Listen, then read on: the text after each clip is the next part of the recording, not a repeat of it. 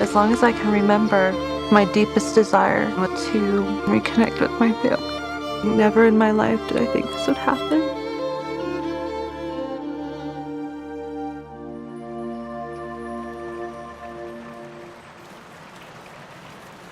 My grandfather, Uno Sagam, is Estonian. He joined the Finnish Estonian army and fought the Russians in World War II. Estonia has the Baltic Sea to its west and Russia to the east, a pathway between Europe and Russia. Over the centuries, they have faced wave after wave of occupiers. The bloodiest chapter of their history began in 1939, when Soviet soldiers crossed the border. Within months, thousands were executed, others disappeared. Then, the Nazis invaded. When they withdrew, the Soviets came back, this time with a vengeance. My grandfather Uno, he fought in the Winter War in Finland, and I have this picture of him when he was in the Finnish army, and I have his medal that he won with honor fighting.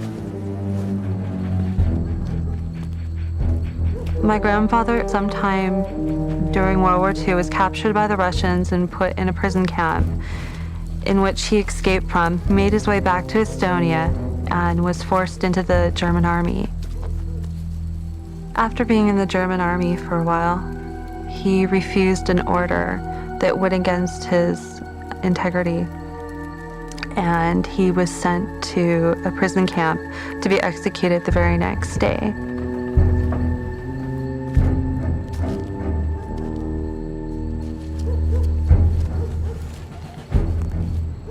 My grandfather made a plan the night before he was to be executed to escape through the sewage ditch.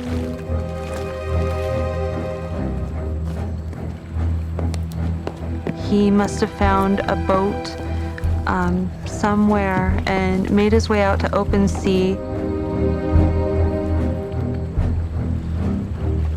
Some Swedish fishermen found him, put him in their boat, and took him to freedom in Sweden.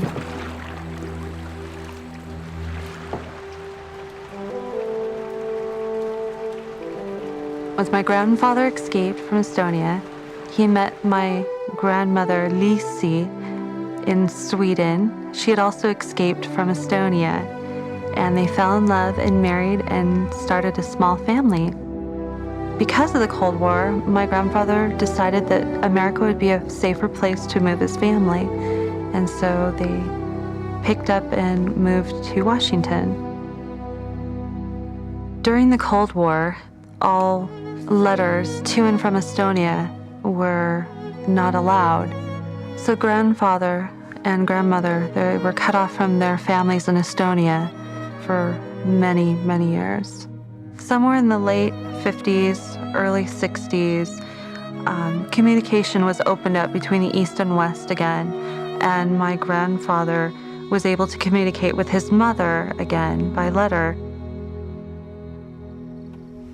I was looking through my grandfather's things, and I found letters that were from his mother in Estonian.